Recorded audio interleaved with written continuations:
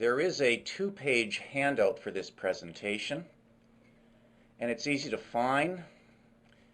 It's on my web page under Web Lectures. This is the first presentation in the series, and my web page is easy to find. Just type my name in Google, and I'm the first that appears. All right. My title summarizes the basic idea I'd like to offer. I think we should get beyond this so-called evolution versus creation debate, because I am convinced that there's way more than just two simple positions, whereby one is either an evolutionist or a creationist. Well, we can ask the question, where did this black and white approach to origins emerge? And we can go back to the 19th century and look at Thomas Henry Huxley, who is known as Charles Darwin's bulldog. And when Darwin's famed book On the Origin of Species came out in 1859, Huxley wrote a review of the book and said the following: extinguished theologians, that is, dead professors of theology, just like me, lie about the cradle of every science as the strangled snakes of Hercules. And there's baby Hercules breaking the necks off of snakes. And history records that whenever science and orthodoxy here means religion, that whenever science and religion have been fairly opposed, the latter, that is religion, or in other words religious people, has been forced to retire from the lists, bleeding and crushed if not annihilated, scotched if not slain. You may not agree with him, but you've got to give him credit. He's quite poetic. So says Huxley. In the light of the Huxley quote, it is here where we find the problem with regards to the origins debate, both in his day and in our day. The discussion is cast in a simple dichotomy. As I've defined it in your handout, a dichotomy is a division of an issue into two simple positions, and it's caused by black and white, or if you wish, either or type of thinking. So you're either on the science side or you're on the religion side, but you can't be both. You have to pick one, A or B, science or religion. Let me give you an example of the so-called scientific position. And this is Julian Huxley, who is the grandson of Thomas Henry Huxley. And Huxley, at the centennial celebration of Charles Darwin's Origin of Species in 1959 at the University of Chicago, said the following: "The earth was not created, it evolved." Do you see the dichotomy immediately? Here is Huxley, a world-class scholar who's trapped in either or, black and white type of thinking. Continuing, so did all the animals and plants that inhabit it, including our human selves, mind and soul, as well as brain and body.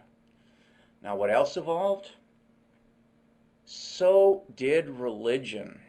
In other words, what's religion? Well, it's nothing but a spin-off of the evolutionary process that provided for the human herd a certain advantage, that if you evolve this characteristic, it was good for the community. Continuing, Huxley says, "The truth will set us free."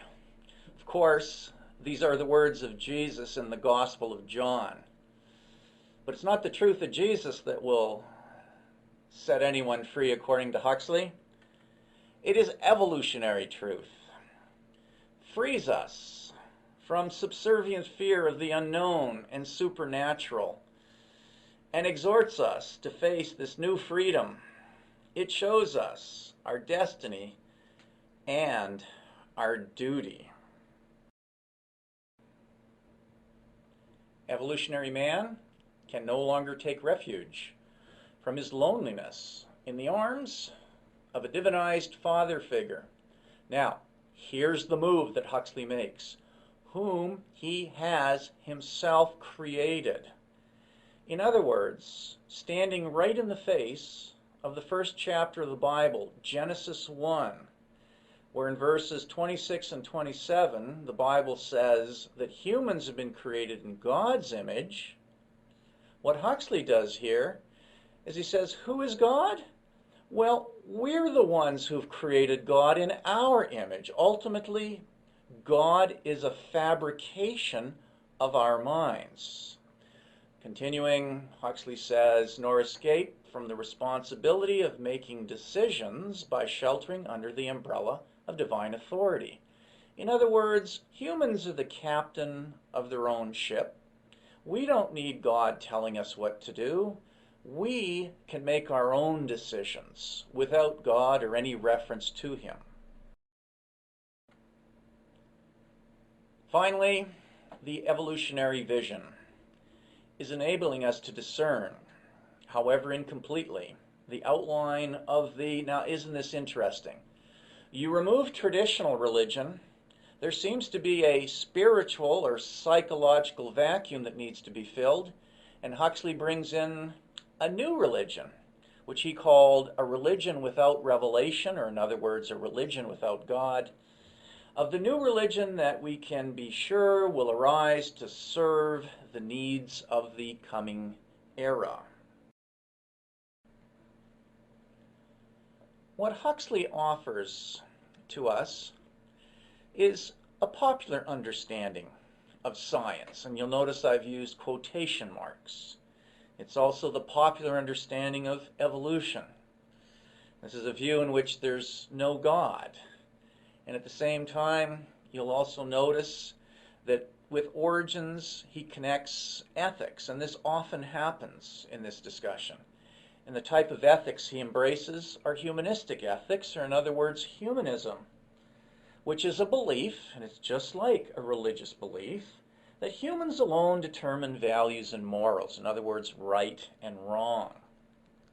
But instead of using these popular definitions, how about if we use some more accurate terms and professional definitions? Huxley's position is better termed scientism. And what scientism is, it is a conflation. And what I mean by conflation, it's a sloppy blending of distinct ideas into one simple idea. So what he does is he conflates science, which he has some excellent science, but he blends it. He hooks it up with a secular, WV is worldview, and collapses the two together to go ahead and give the impression that this is the scientific view. Let's now look at the other half of the dichotomy, what is commonly perceived as the religious position on origins. This is Dr. Henry Morris, the former president of the Institute for Creation Research. He's a wonderful Christian and has had an amazing impact on American Christianity. According to Dr. Morris, there are only two basic worldviews. So you see the dichotomy